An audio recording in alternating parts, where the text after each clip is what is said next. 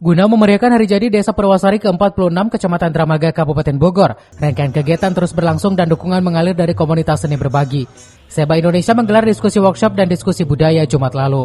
Turut hadir Direktur Perlindungan Kebudayaan Dirjen Kemendikbudristek dan para budayawan. Selain itu diisi dengan penyebaran bibit ikan, penampilan seni tradisional dan modern. Hari jadi Desa Purwasari ke-46 intinya mempersatukan warga masyarakat dan dukungan dari komunitas Seba Indonesia gawe bareng dalam rangkaian kegiatan. Pada intinya silaturahmi seniman dan budayawan sebagai sarana edukasi terkait kesenian dan kebudayaan. Bertemakan hujan silaturahmi di bulan Juli, ke depan Seba berharap bisa mengakomodir para pelaku seniman yang dibutuhkan jejaring. Tentunya Seba akan menjembatani para pelaku seni di Bogor.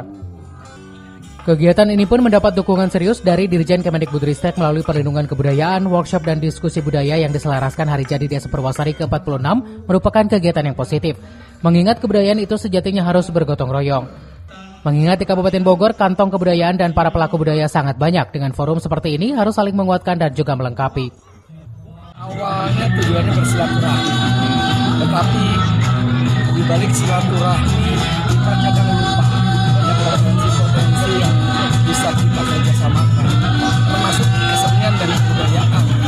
Dan Purwasari memiliki itu yang awal pertama kali intinya adalah silaturahmi. Yang ditampilkan saat ini apa saja sih oleh Seba? Kita banyak yang ditampilkan mulai dari kesenian tradisi hingga modern.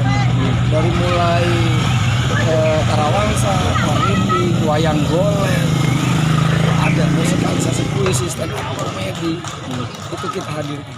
Tentunya ini positif, kemudian itu sejadinya harus mengembangkan dan Seba sebagai salah satu komunitas yang berbagi, memediasi gitu, mempertemukan seniman, pelaku tentu semua yang wilayah Bogor tampil bersama, sharing gitu ya, dan diselaraskan dengan milad ke-46 dari Desa Purwasari.